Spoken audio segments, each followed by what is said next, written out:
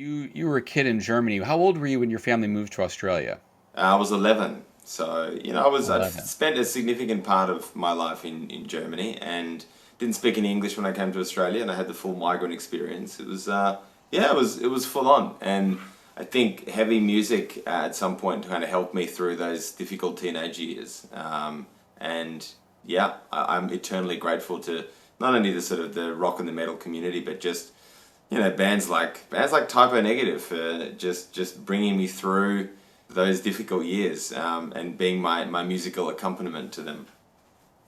I imagine that part of your passion here for migration law is the fact that you were an immigrant and you came to Germany. And were there any experiences in your childhood that might have influenced your decision to go into that area of law?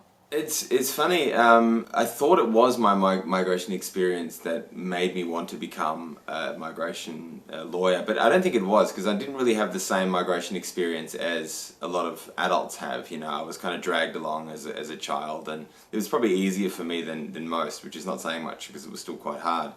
I think my passion for immigration law stems from just a love for weird bureaucracy and red tape and passports and countries and obscure breakaway regions. I don't know. I've always liked that obscurity. I've always liked that everything is made up, and immigration law, particularly, and borders are completely made up, more made up than law itself, and that kind of fascinates me.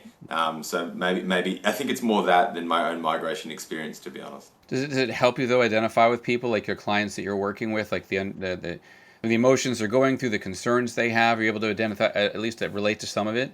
Yeah, and I think actually music helps a lot. To be honest, I think being in tune, being a musician helps you develop sort of an EQ and I think a sensitivity that is more a human connection, and that in itself helps me with the law.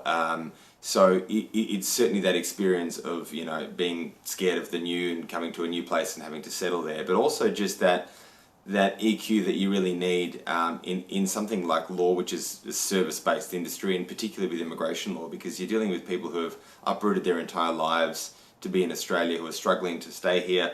And it's not all it's not all bad. Some of them are just purely formalities, but behind every formality is a person, and when you can connect with them on that emotional level, it's yeah, it's really nice. And I thank music for that, I think.